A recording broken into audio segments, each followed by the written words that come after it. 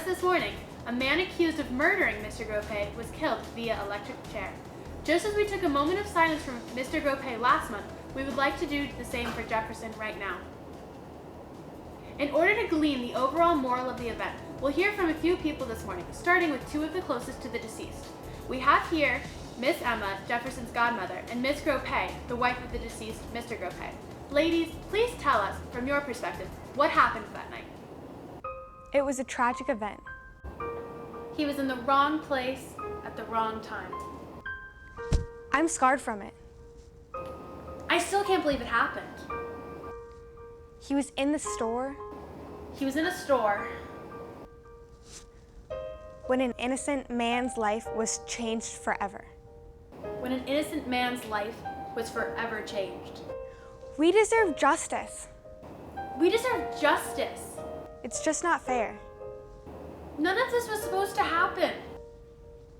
Jefferson was framed for murder. My husband was murdered. There's always two sides to every story, and in this case, they're more similar than one might initially believe. Next, the night of Mr. Gropey's death, Jefferson was spotted fleeing from the crime scene. Earlier, we interviewed a witness and asked what makes him sure that Mr. Gropey was killed by Jefferson. Oh, I saw him do it myself.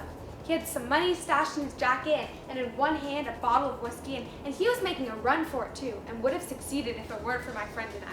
You know, maybe he was drunk or scared or stupid, but that doesn't change the fact that he killed a virtuous man like Mr. Grope. He's an animal, a lion. He ripped apart his enemies and then carried on without a single qualm. And even if he was innocent, he deserves to die anyways. He robbed a dead man. What kind of person even does that? Thank you so much. Next, we interviewed the lawyer that defended Jefferson in court and asked him why he thought that Jefferson was innocent. First of all, there's no proof. Jefferson may have been seen in the store, however, he was not seen killing Mr. Gropey, nor was he seen holding any sort of weapon. That boy I emphasize, might have stolen some money, robbed the cash register, and tried to run, but he didn't kill anybody. He was stupid. He couldn't read, write, or even answer simple questions. There's no way a boy like him could plan a murder. He may have been a fool, a hog, and an idiot, but he was innocent for sure. And if he was guilty, how does killing him make anything better? Two very different points. The gravity of a verdict and execution like this always goes beyond those who were immediately affected.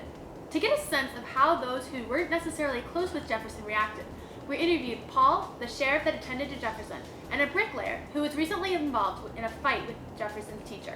Paul, tell us, what do you think of Jefferson's punishment? I don't think he deserved it. Jefferson's punishment shouldn't have been death. A life sentence in prison is punishment enough.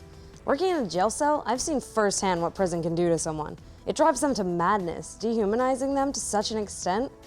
Life in prison is enough punishment for anyone. The death sentence hurts Jefferson's family and friends too. I saw them come in, always bringing food and sitting and talking to him regardless of his response. Even on his bad days, they stayed for the full hour and kept trying to get through to him. As a sheriff, I try to distance myself emotionally from someone with a death sentence because it makes it easier if I keep my personal and work lives separate. But Jefferson's case was different, and going through this changed me. I don't ever want to go back to being the person I was before. I don't ever want to forget Jefferson. Thank you. Next, we'll hear from another person with strong feelings about the case. He was a hog, just a stupid black man that deserves to die. I wish I could have killed him myself. Jefferson deserved immediate death. He murdered an innocent, upstanding man. Think about it. What if it was your husband, your father, your son? He didn't deserve to live another day, let alone another month. I'm glad I'm not associated with any black, cold-blooded murderer like Jefferson. He's just the same as all the rest of his kind. It is obvious that tensions are running high in this town, with everyone voicing their opinions. We can only hope no more violence is brought about. We would like you all to keep the friends and family of Jefferson and Mr. Gropey in your prayers. That's all for tonight. Check back with us tomorrow night at 7 to receive more coverage on this case. I'm Charlie, and this is News 12.